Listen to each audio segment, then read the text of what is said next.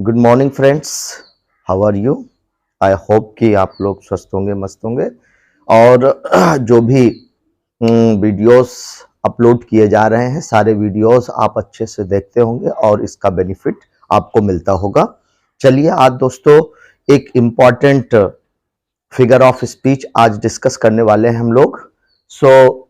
उस figure of speech का नाम है पैथेटिक फैलेसी। दोस्तों फिगर ऑफ स्पीच का नाम क्या है? Pathetic fallacy.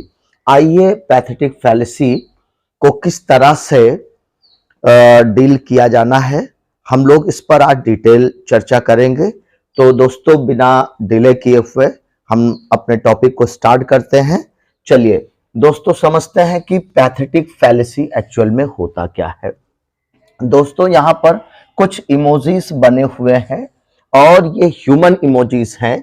जैसे यहाँ पर हैप्पीनेस को दिखाया जा रहा है कि ये व्यक्ति बड़ा ही खुश है, ये सैड है, ये दुखी है, ये स्केयर्ड यानी डरा हुआ है, ये एंग्री दिख रहा है, नाराज है, और ये सिली बेवकूफी वाला, और ये काम यानी शांति का प्रतीक दिख रहा है।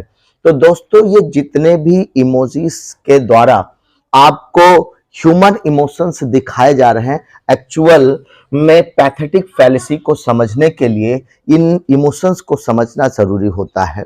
दोस्तों ये पैथेटिक फैलेसी एक ऐसा फिगर ऑफ स्पीच है जो दोस्तों कहां से लिया गया है? ग्रीक वर्ड से लिया गया है। और ग्रीक वर्ड में एक वर्ड था पैथेटिकोस। दोस्तों पैथेटिकोस यानी जिसकी मीनिंग होती है सेंसिटिव, और दूसरा वर्ड है लैटिन का फैलरे जिसकी मीनिंग होती है दोस्तों डिसीव। यानी कि इन दो वर्ड्स को मिला करके पैथेटिक फैलेसी बना हुआ है। ये तो इसके ओरिजिन की बात हो गई दोस्तों। आइए समझते हैं कि और इससे जुड़ी हुई चीजें। जैसे ये बेस्ड ऑन इमेजिनेशन होता है, यानी कल्पनाओं पर आधारित एक फिगर ऑफ स्पीच है। यानी पैथेटिक फैलेसी कैसा फिगर ऑफ स्पीच है? बेस्ड ऑन इमेजिनेशन यानी कल्पना पर आधारित एक प्रकार का फिगर ऑफ स्पीच है।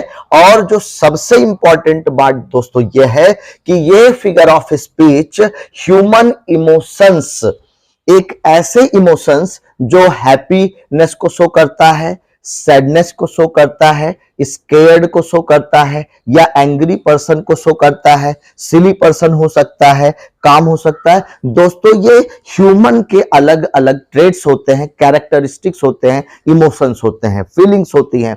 इसमें होता क्या है दोस्तों कि human emotions are given to lifeless object and abstract ideas. यानी पैथेटिक फैलेसी में दिखाया यह जाता है कि ह्यूमन इमोशंस यानी जो इंसानों के इमोशंस होते हैं, फीलिंग्स होती हैं, भावनाएं होती हैं, वो किसी लाइफलेस ऑब्जेक्ट या एब्स्ट्रैक्ट आइडियाज को दे दिया जाता है। लाइफलेस ऑब्जेक्ट यानी ऐसी वस्तु जो निर्जीव होती है, जिसमें कोई जान नहीं है, वो बिल्कुल पूरी तरह से बेजान है। और या फिर कोई एब्स्ट्रैक्ट आइडियाज होगा, यानी कि कोई अमूर्त विचार होगा, उसके अंदर जब कभी भी कोई ऐसी फीलिंग्स या ऐसे इमोशंस जो इंसानों वाले हैं, अगर वो डाल दिए जाते हैं, तो दोस्तों वहां कौन सा फिगर ऑफ स्पीच होगा? Pathetic fallacy figure of speech होगा। आइए अगला पॉइंट डिस्कस करते हैं। It is a special kind of personification. दोस्तों ये पैथेटिक फैलेसी एक्चुअल में एक तरह से देखा जाए तो ये आपका पर्सोनिफिकेशन ही होता है। एक प्रकार का क्या है? पर्सोनिफिकेशन फिगर ऑफ स्पीच है, यानी मानवीयकरण अलंकार होता है। तो दोस्तों क्वेश्चन ये होता है कि अगर ये पर्सोनिफिकेशन फिगर ऑफ स्पीच है, मानवीयकरण अलंकार है, तो इसको हम पैथेटिक फैलेसी से डिफरेंशिएट कैसे करें, इसमें अंतर क्या होगा? आइए उसको अच्छे से समझते हैं दोस्तों। देखिए पर्सोनिफिकेशन एक ऐसा फिगर ऑफ स्पीच होता है दोस्तों जिसमें लाइफलेस ऑब्जेक्ट या एब्स्ट्रैक्ट आइडियाज के अंदर ह्यूमन इमोशंस डाल दिए जाते हैं। यानी कि मानवों के जो भी गुण होते हैं वो किसके अंदर डाल दिए जाते हैं? किसी लाइफलेस ऑब्जेक्ट या फिर एब्स्ट्रैक्ट आइडियाज के अंदर।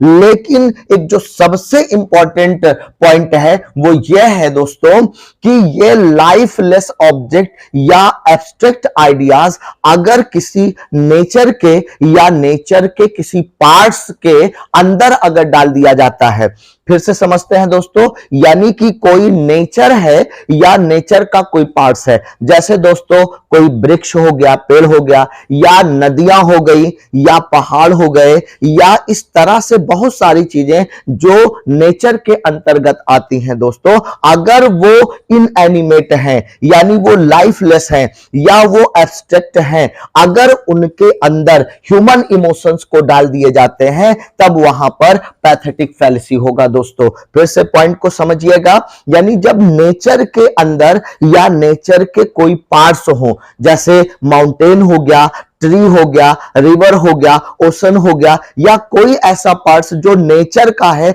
या फिर वो स्वयं नेचर है, अगर उसके अंदर वो जबकि लाइफलेस होना चाहिए या एब्स्ट्रैक्ट आइडियाज के फॉर्म में होना चाहिए, अगर उस नेचर या नेचर के किसी पार्ट्स में अगर ह्यूमन इमोशंस को या ह्यूमंस की फीलिंग को अगर डाल दिया जाता है तब दोस्तों वहां पर पैथेटिक फैलेसी होगा। लेकिन अगर कोई भी एब्स्ट्रैक्ट आइडियाज है, चाहे वो नेचर हो या कोई अदर पार्ट्स है, अगर वो लाइफलेस है यानी नॉन ह्यूमन है या एब्स्ट्रैक्ट आइडियाज है, अगर उसके अंदर ह्यूमन इमोशंस या फीलिंग्स को डाला जाएगा, दिखाया जाएगा दोस्तों, तब वहां पर पर्सोनिफिकेशन, फिगर ऑफ स्पीच होगा। आई होप कि ये पॉइंट्स आपकी समझ में आ गया होगा। चलते हैं, मूव ऑन करते हैं नेक्स्ट पॉइंट की तरफ।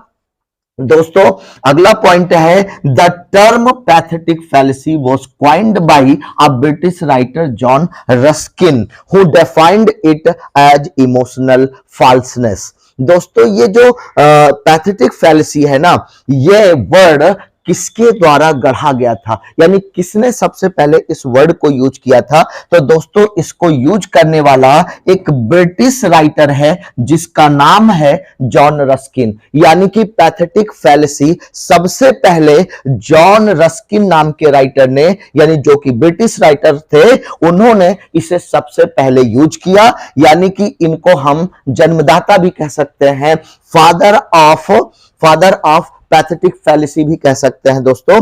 तो इन्होंने सबसे पहले, यानी जॉन रस्किन ने सबसे पहले ये वर्ड यूज किया, यानी पैथेटिक फैलेसी वर्ड को यूज किया, इन्हीं के द्वारा क्वाइंड किया गया।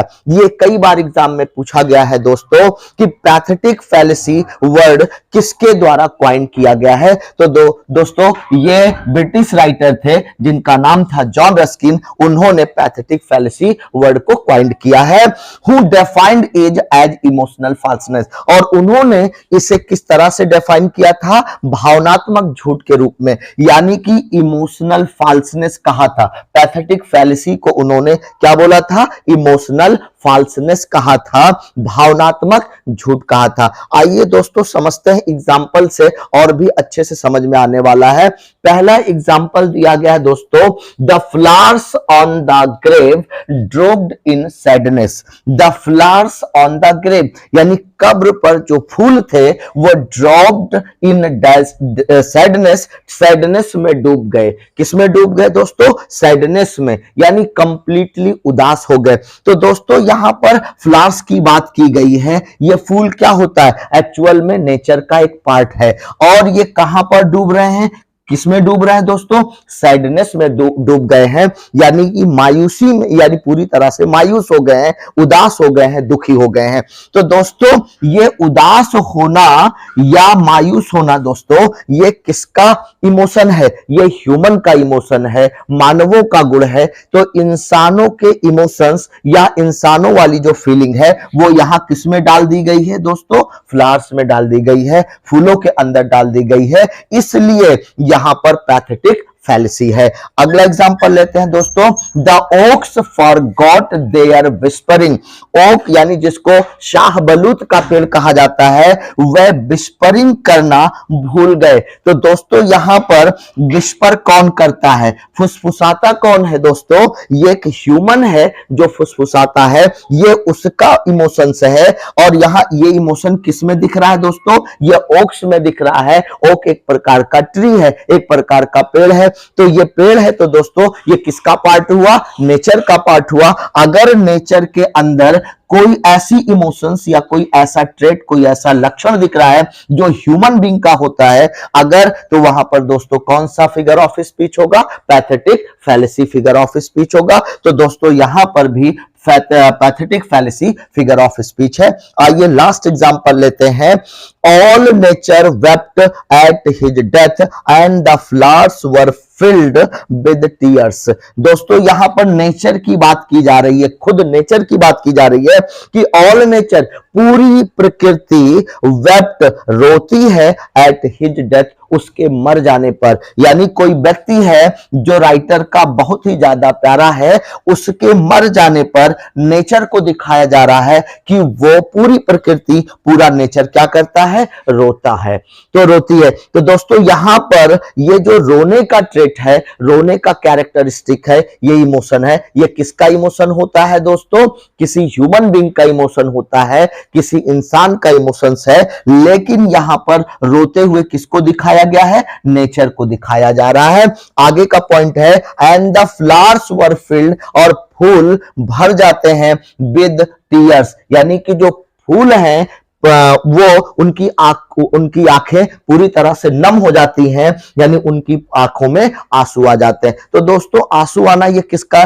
कैरेक्टर है, ये दोस्तों किसी ह्यूमन बीइंग का है। ये किसका इमोशन है, ह्यूमन बीइंग का है, इसलिए ये यहां पर पैथेटिक फैलेसी है। आई होप कि ये पॉइंट अच्छे से समझ में आ गया होगा।